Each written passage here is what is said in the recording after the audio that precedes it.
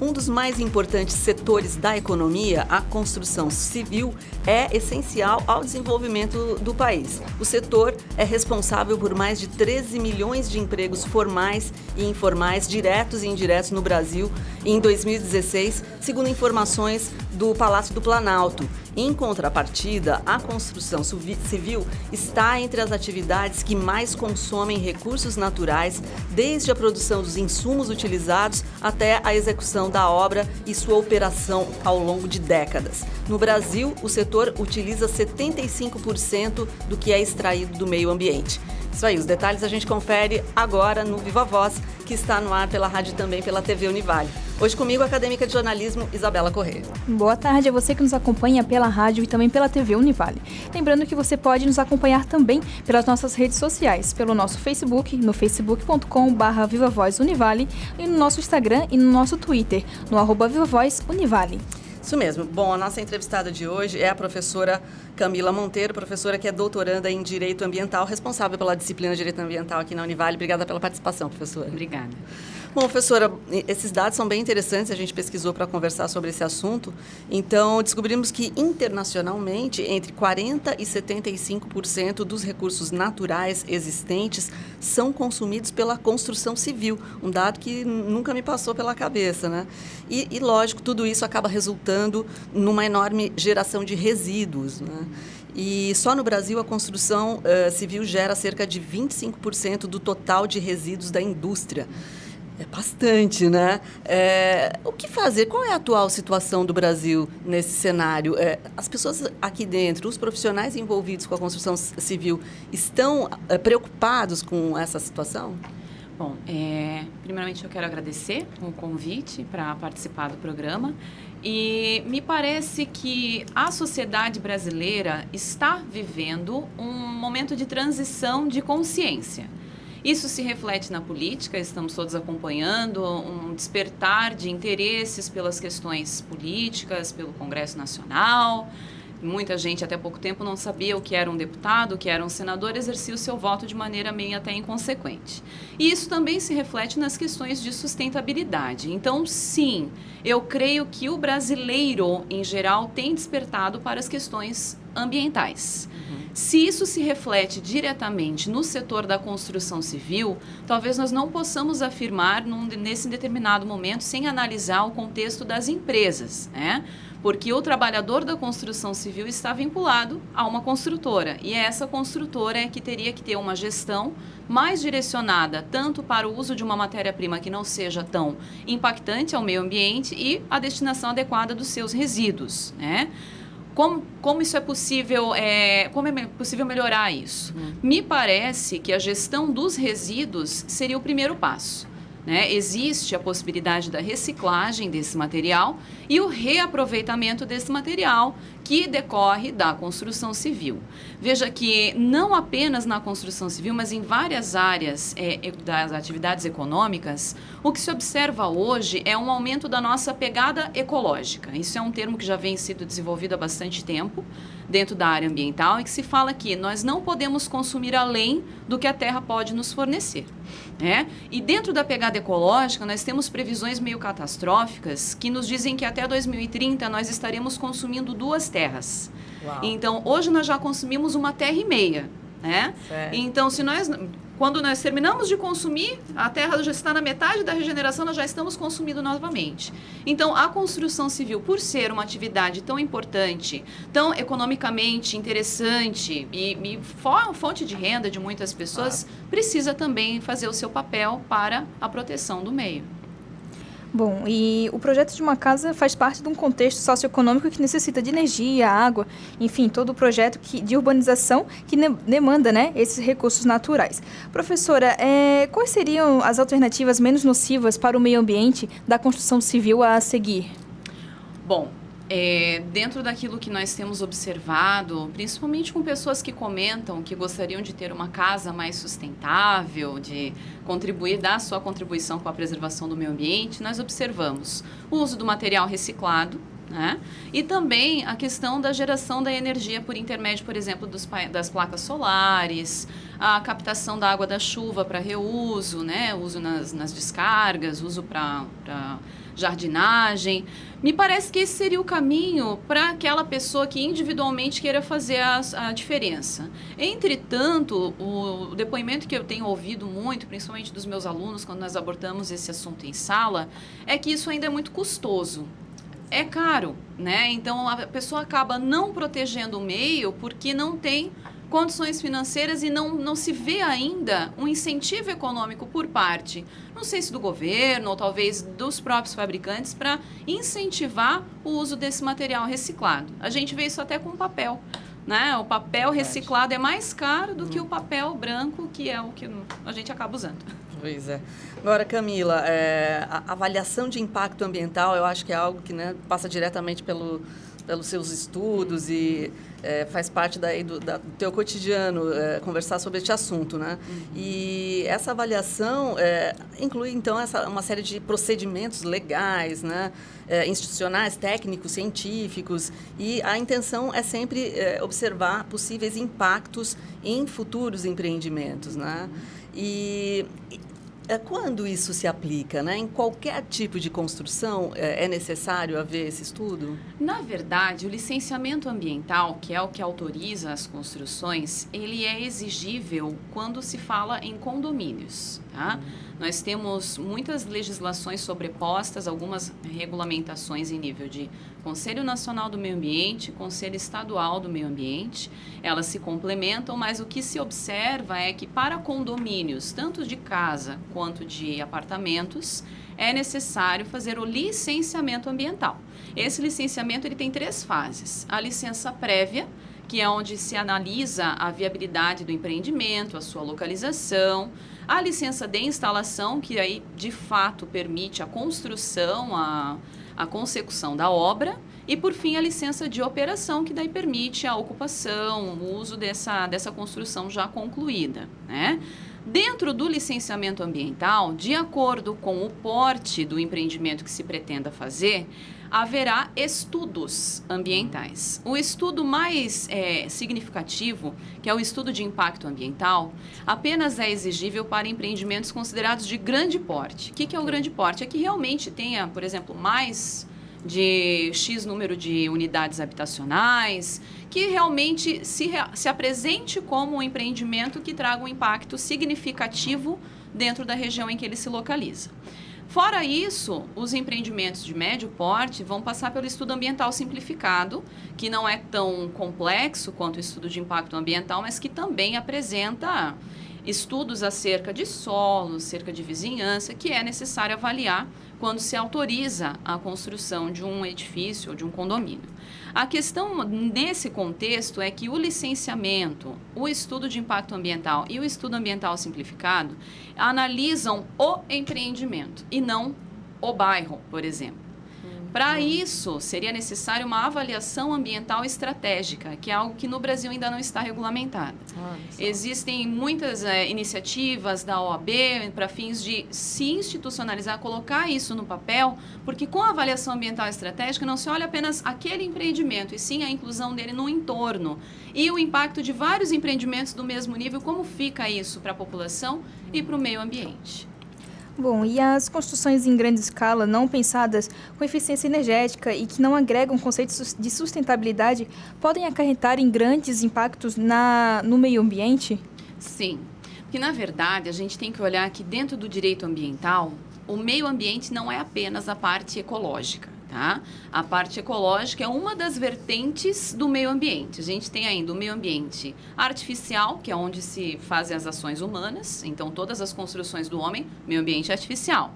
O meio ambiente cultural, que tem a ver com as nossas expressões, as formas de ver, de se expressar da sociedade brasileira, e o meio ambiente do trabalho. Me parece que um empreendimento de construção civil perpassa por todas essas. Porque ao fazer um empreendimento de grande porte, você vai impactar na vida das pessoas que já estão naquele bairro, por exemplo, e isso é o meio ambiente artificial. Você pode terminar por impactar em aspectos culturais, quando você muda o layout, você muda a configuração de um bairro e você também tem a preocupação com os trabalhadores diretamente ligados à obra. Então, há impactos, sim, isso é inegável, e não só a ecologia, que a ecologia, às vezes, ela é vista como a única preocupação do direito ambiental, mas não, nós estamos preocupados com questões de urbanismo, com questões de estrutura da cidade, coisas do gênero. Ah, bacana esclarecer isso. Inclusive, nós descobrimos que no dia 22 de maio, agora, o Dia Internacional da Biodiversidade, o Senado promoveu alguns debates exatamente sobre direito ambiental e direitos humanos, né? Um seminário que reuniu especialistas de diversos países e tal, né? E questões como o papel do Estado no cumprimento das normas e da Constituição mesmo, né? No meio ambiente, como direito fundamental, né? Apareceram nessa discussão, né? Na sua opinião, como é que você vê a condução dos governantes brasileiros neste momento, né? Nos últimos tempos, né? Vamos dizer assim, no que se refere a isso, né? Eles vêm cumprindo o seu papel? Como é que o governo brasileiro, os administradores públicos brasileiros estão lidando com isso? É uma questão bastante complexa, porque o governante, ele tem um padrão de qualidade de governo, vamos dizer assim. As pessoas analisam o sucesso de um presidente, de um governador ou de um prefeito pelo crescimento econômico. Então, é muito difícil você dizer que eles estejam cumprindo 100% a pauta ambiental quando eles ainda têm que se preocupar com o crescimento, porque fala-se em produto interno bruto, nós temos que produzir e temos que crescer, né? Então, por exemplo, essa semana nós tivemos a notícia de que o presidente Temer fez uma medida provisória para reduzir uma unidade de conservação dentro da Amazônia e, com isso, tirar proteção. Por que se diminui uma unidade de conservação? Para a possibilidade de explorar economicamente. E quando se fala em desmatamento na própria Amazônia, é complexo, porque nós sabemos que as notícias que nos vêm, desmatamos menos. Mas o desmatar menos não é não desmatar. Perfeito. Então, são questões assim que me parece que ainda não estão 100% resolvidas. Estamos longe disso. E também temos que observar que o governo é um reflexo da sociedade. Quando nós trazemos a pauta ambiental para as escolas, para as pessoas, numa roda de conversa entre amigos, percebemos que muitos não enxergam ou não se enxergam como parte do meio. Pois é. E aí aquele que tem uma visão um pouco mais protetiva do meio ambiente acaba sendo taxado como o ecochato, aquele que é o esquisito da turma. Então aí fica bem complicado você exigir uma postura governamental quando a própria sociedade não está aberta a essa modificação. Você acha que ainda existe esse tipo de olhar mais preconceituoso? Existe porque, infelizmente, nós ainda estamos muito atrás do sucesso econômico. Mas o sucesso econômico, não sei, acho que passaremos por isso ainda, a sustentabilidade que a gente discute, só pode ser invocada por uma empresa quando ela se compromete por toda a linha de produção, todo o ciclo de vida daquele produto que ela coloca no mercado. Então, não adianta invocar a sustentabilidade se eu não me preocupo com onde aquele produto vai parar depois. Perfeito. Né? Eu acho que a gente faz um intervalinho. Que tal, Isabela? Vamos para o intervalo e voltamos daqui a pouco? Isso aí, já voltamos com os impactos ambientais na construção civil.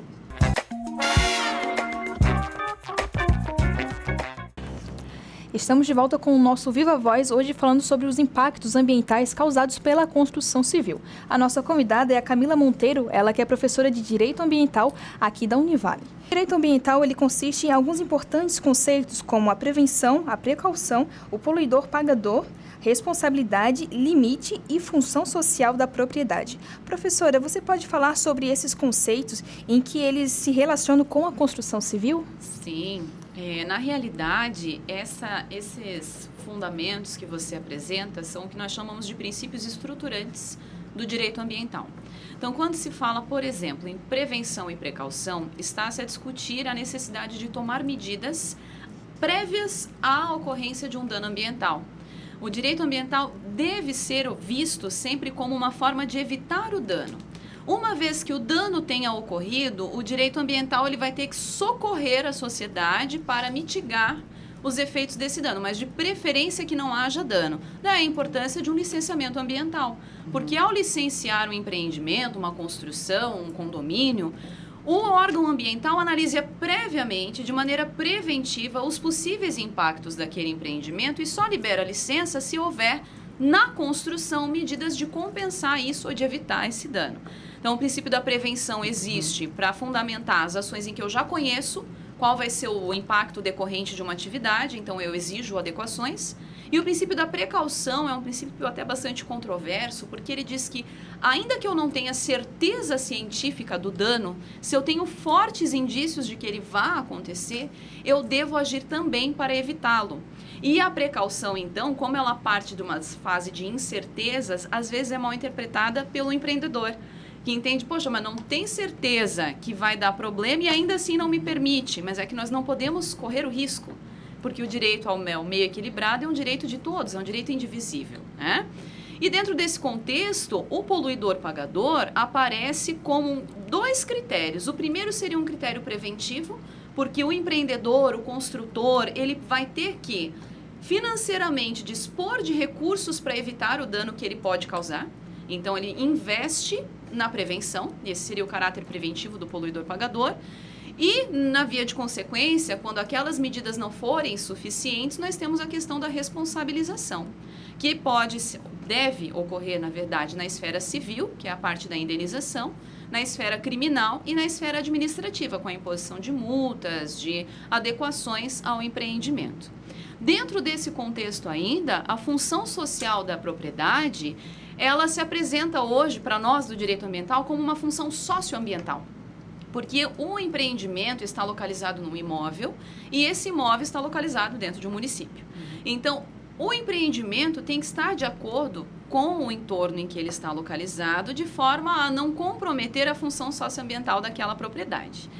Não só na construção civil, mas também nos terrenos baldios, nós temos a incidência desse princípio da função socioambiental, porque eu não posso deixar um terreno, às vezes no centro da cidade, como a gente vê em algumas situações, abandonados, acumulando resíduos, sendo local para proliferação de doenças. Então, o direito dispõe de mecanismos para evitar que aquela propriedade importante, que todo mundo quer um seu lugarzinho para morar, né? Todo mundo faz o seu financiamento para poder ter a sua casa e às vezes tem um terreno ocioso que não está cumprindo então a sua função social, né? E tudo isso nos leva a esse raciocínio da solidariedade intergeracional. Porque a Constituição Federal ela nos fala o seguinte, que nós temos o dever, tanto o poder público quanto a coletividade. Nós todos temos o dever de preservar o meio equilibrado para as presentes e futuras gerações. É aquele discurso que a gente escuta às vezes na televisão, nos discursos ambientalistas. Que mundo deixaremos para os filhos e para os filhos dos nossos filhos? É isso, é o pensar também para o futuro. Perfeito. Agora, professora, temos que tocar num assunto que é muito atual, a questão de que a Justiça de Santa Catarina proibiu há poucos dias a construção daquele condomínio luxuoso da Porsche Design, que seria construído dentro de uma zona de proteção ambiental no chamado Morro Cortado, aqui em Itajaí, né? E a notícia é que a 10ª Promotoria de Justiça de Itajaí constatou que as torres seriam construídas sobre um terreno de Mata Atlântica, em estágio médio e avançado de regeneração, e inclusive onde vivem espécies de aves, e, enfim, que estão em risco de extinção, né? Como é que você avalia o impacto de um empreendimento como este? Como é que você acompanhou a ação da Justiça nesse caso? Bom, na verdade, esse é um empreendimento que chama a atenção pela divulgação prévia que foi feita, né? Então, quando as pessoas ficaram sabendo, vai ter um condomínio da Porsche, o pessoal do direito ficou, tá, mas como? Cadê a licença? E não havia licença. Então, o Ministério Público, eu cheguei a ler essa petição inicial de ação civil pública, questiona como pode um empreendimento ser divulgado, ser vendido já, uma venda prévia, né? Divulgado em outras cidades do país, se nem sequer se avaliou previamente se aquele empreendimento é ou não viável. Então, pelo que eu vi, a ação iniciou com isso. E uma outra questão interessante é que há empreendimentos da Porsche em outros países do mundo. Existe um empreendimento desse em Miami e um outro em construção em Frankfurt. E esses empreendimentos, eles são muito menores do que o empreendimento que se pretende construir aqui.